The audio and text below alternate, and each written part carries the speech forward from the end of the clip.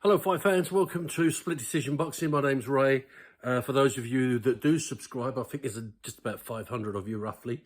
I'd like to get that up higher, obviously. So if you are watching this for the first time, folks, first and foremost, do me a favour, like, subscribe, thumbs up, share, because I'd like to, increase the love, as they say. But anyway, so yeah, Split Decision Boxing.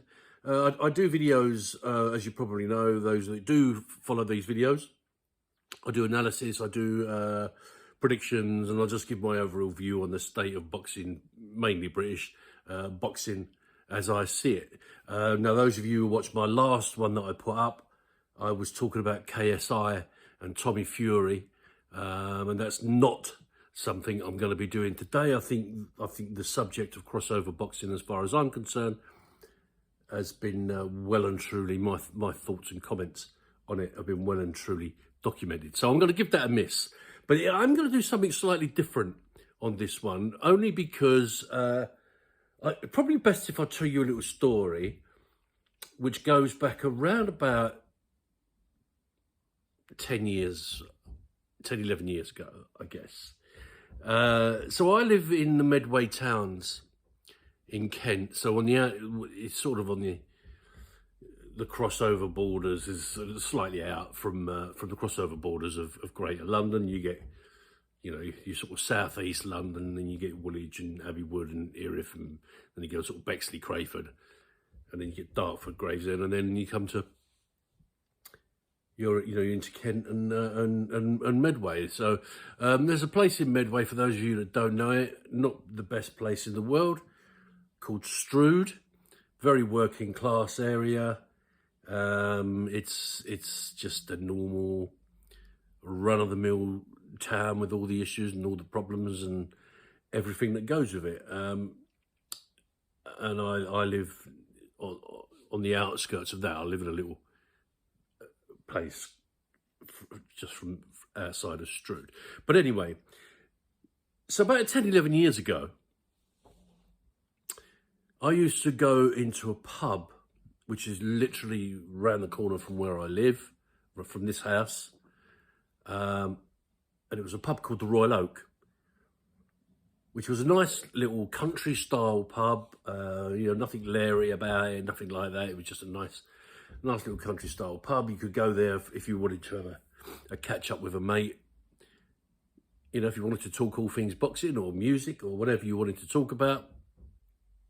It was a good place to go because it was relatively quiet. They had a jukebox on in there, a bit of music going on.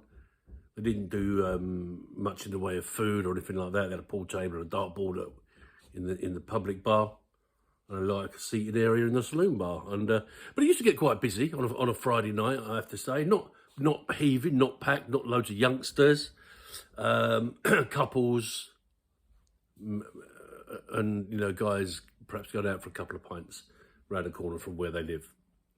It was perfect for that.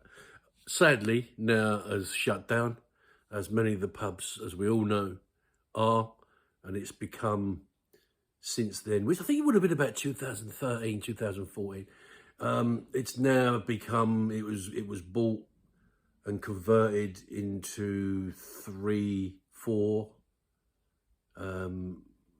houses, one quite grand one, and then 3 or 4 other smaller ones attached to it, which was much to the annoyance of the regulars there, but understandable, because as much as people complained and said, why are you taking away our community village pub? Well, the truth of the matter was that no one really used it, so it was always going to happen unless those complaining used it a little bit more, and sadly that's quite often the case. But anyway, I'm digressing, I'm coming off the subjects. The point I'm going to make is this. So I used to go in there on a Friday night with my pal, John, and we'd sit and we'd have a few pints and we'd talk about putting the world to rights, we'd talk about our working week, and we'd talk about, I don't know, issues on the news and our wives and music and sport and so on. And obviously I'm a big boxing fan, as John knows, and just happened to be sitting there one night, and this young lad walks in I'd not seen him in the pub before. Came in and sat down. We had two older men with him. I'm assuming, I think, if I'm right, one was his father, and I'm assuming the other was a trainer of some kind. But anyway, just through his body language, and the people that were, the two guys that were talking to him, body language, while I was talking to my mate, I picked up that he was perhaps a boxer, an amateur boxer. There was lots of people, they were doing movements and showing jabs, and I sort of was picking up, I shouldn't have been, but I was like earwigging on their conversation, because immediately my interest peaked as to, we got a local boxer. It'd be interesting to follow, perhaps, who knows. Well, anyway, as I saw him in there 2 or 3 times, I think probably on the 3rd or 4th time, you start with a nod and you sort of say hello and blah, blah. And then I think I started chatting to him one day, and I just said, you're just picking up on your body language, Doug. You're a boxer, are you? And he's like, yeah. Amateur. I think he boxed at Strood Boxing Club, I think it was. Don't quote me on that. I'm not 100%. But anyway, we had a chat. I told him I was a huge boxing fan, and what is out, I suppose, if you like. I wish I'd got him on here, because I could have given him a little interview. I asked him what his ambitions were. Does he think he'd want to make a career out of the sport? And yeah, he said he does. Doesn't know whether he's good enough yet, and blah, blah, blah, blah, blah, because he was only young. I guess he was about 20, 21, 19, 20, 21, something like that. Quite a small chap, quite wiry, muscular, distinct features, pointy features. I remember that. Anyway, I spoke to him on several occasions after that. Every time I'd go up there, I'd have a chat with him, and then I bumped into him a couple of times on a couple of boxing events that I went to. One at our local social club, there was an amateur event on, and he was there. He wasn't boxing, but he was there, and we had a quick 2-minute, literally 2-minute catch up, and off I went. And I'll be honest, I sort of lost track. Life takes you another way. I should have, I don't know, just life in general. I think when the pub shut, which was shortly after this time, I didn't see him anymore. And I guess out of sight, out of mind, I should have followed him, especially being a close boxing fan like I am. I should have followed him, followed his career, but I didn't. I'll be honest, I didn't. I guess I just naturally assumed that he's another one of the many hundreds, thousands across the country of tens of thousands of amateur boxers that go to a gym at a young age and do a little bit, but, maybe win an ABA title or something like that, but never really progress any further than that. So last night, I switched on the TV. Well, in fact, it wasn't last night. It was this morning, because I recorded it. This morning, I switched on the TV. And I thought, I'll catch up on the boxing from last night. I know there was a fight on Sky. There were 4 fights on. There was 2 females. The main fight, obviously, was a British title fight at, I think it was light heavy. And the 3rd fight on the bill, I was sort of speeding through it, through the various bouts and the ones that were interested. We got to the 3rd fight on the bill, which was the 2nd undercard fight, if you like, to the main event. It was a 12-rounder. I thought, this will be interesting, 12-rounder. I just happened to flash up that it was for the Commonwealth Super Welterweight title. Still didn't think too much of it. I thought, I'll watch this one, see if it's any good. And then when they announced the 2 fighters, They announced the challenger. And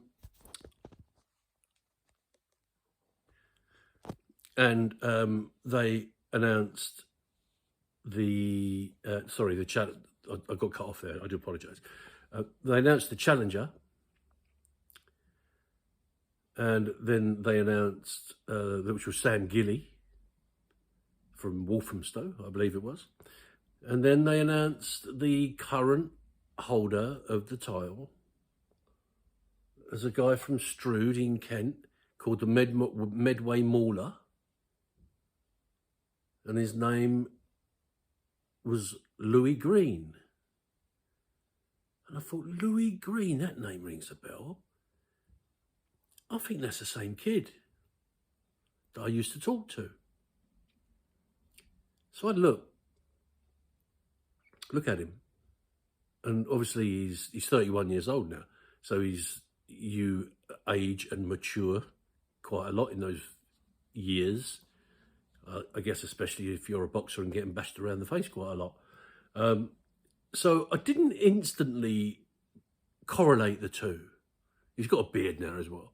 I didn't instantly correlate the two when I looked at him, and I thought, is it him? He looks like he's put on a couple of pounds, a little bit of bulk.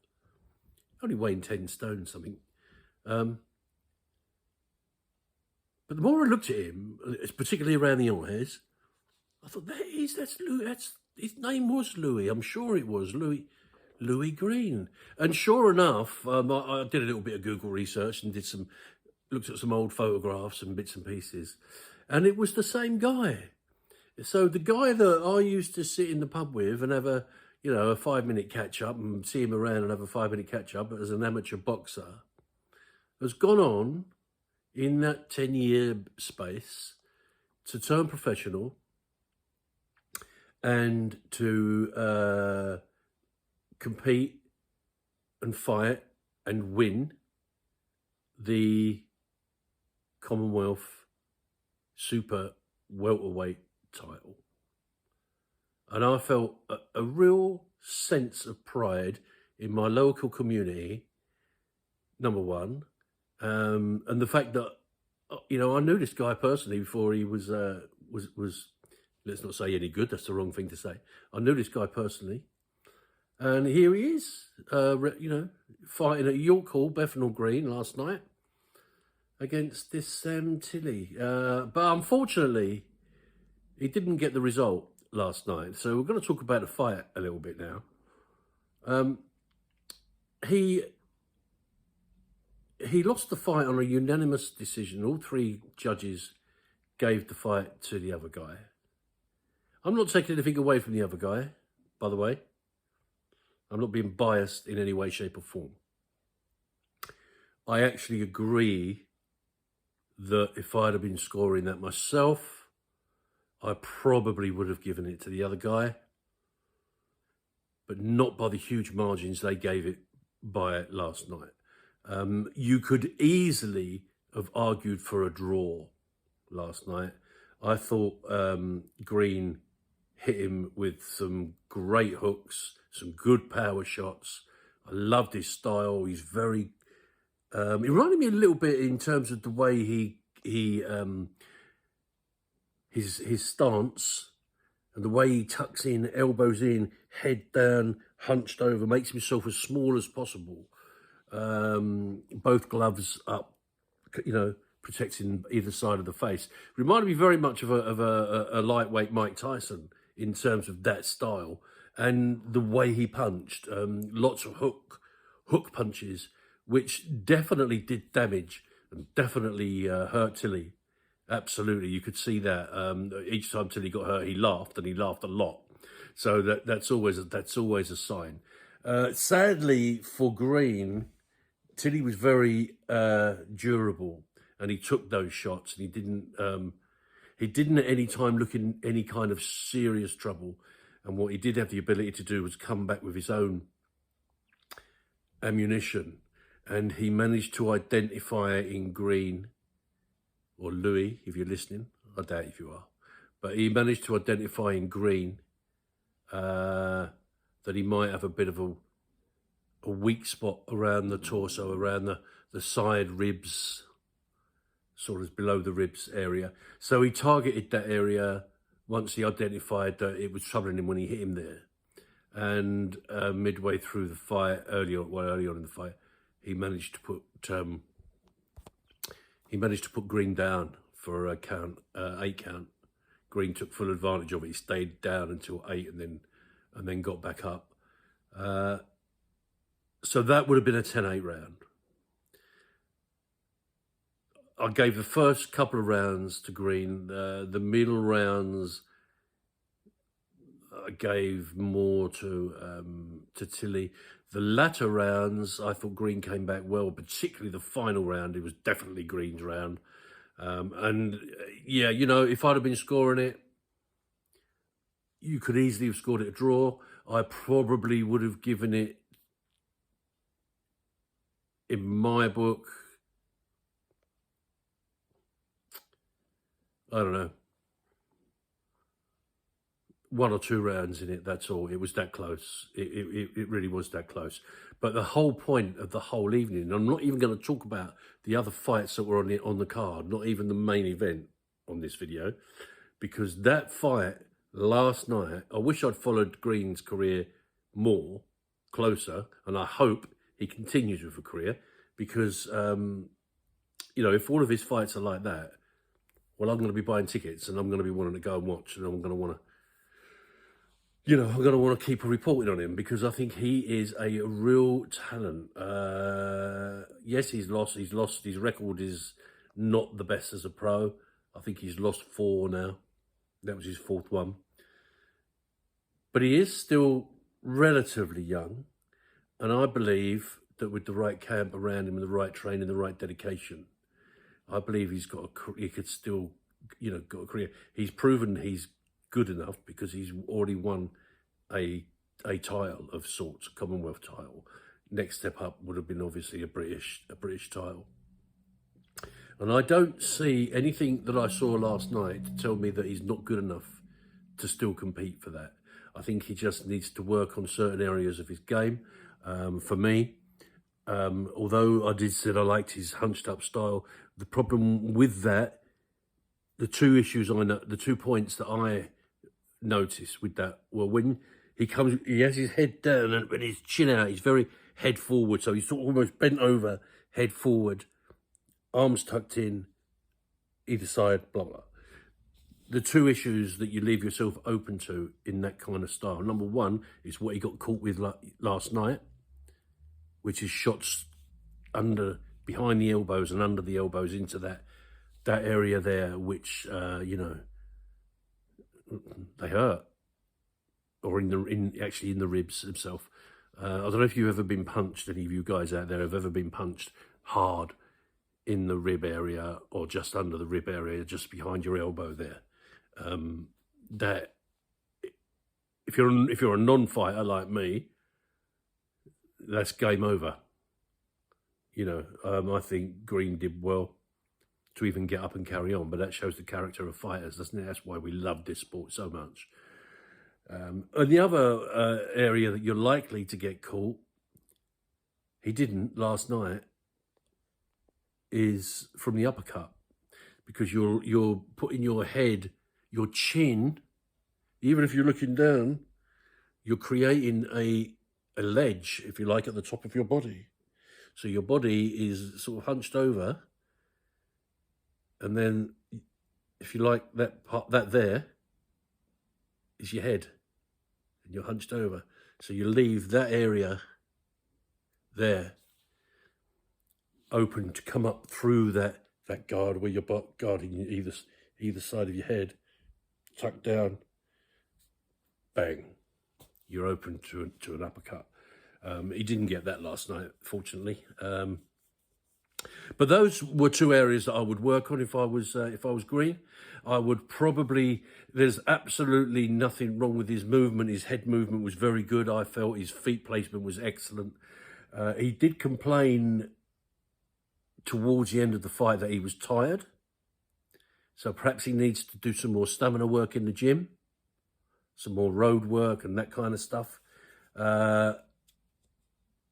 because tiredness is always quite often the deciding factor in boxing, big fights. So yeah, that's it really. I just wanted to put that out there. There was a bit of a strange experience this morning switching around. I don't know why he's gone above my radar, to be honest. I don't know why I've missed him, but I have. So somehow now I've got to try and I'm going to try and catch up on his career. I have actually sent him a message as well via his Facebook page, which I hope he responds to, because if I can, he's a local boy. I'd like to support my local town and support my local fighters. And if in turn I can get him on here and get a little interview with him, and maybe, who knows, maybe perhaps it will give me a few clicks as well. So everyone's a winner, and it might raise his profile to where it needs to be. He's definitely a talented fighter. You can see that. So there you go. So my message to Louis Greene, if you're listening to this, if you're watching this video, mate, do me a favour, answer your message if you haven't yet already. Get in touch. Let's have a chat. I'd like to follow your career a lot closer, and I'd like to, going forward, I'd like to come to some of your fights and show you my support as a fan, not just as a YouTube blogger. Because, pick up where we left off 10 years ago, I guess, really. That's it, folks. I'm out of here. If you've got anything you want to comment on this video, on Louis Greene, on the British boxing scene in general, particularly at the welterweight level, super welterweight, what that was, level, or any other issues that you think I should cover or talk about, by all means, drop a comment in the comments down below. And do me a favour, please, massively important, subscribe, like, thumbs up, share. Cheers, guys. Footnote, by the way, I'm fully aware that I referred to Sam Gilly as Sam Tilly a couple of times in this video. So apologies to Sam. I'll get it right from now on going forward, because I will also be following your career. Thanks. Take care.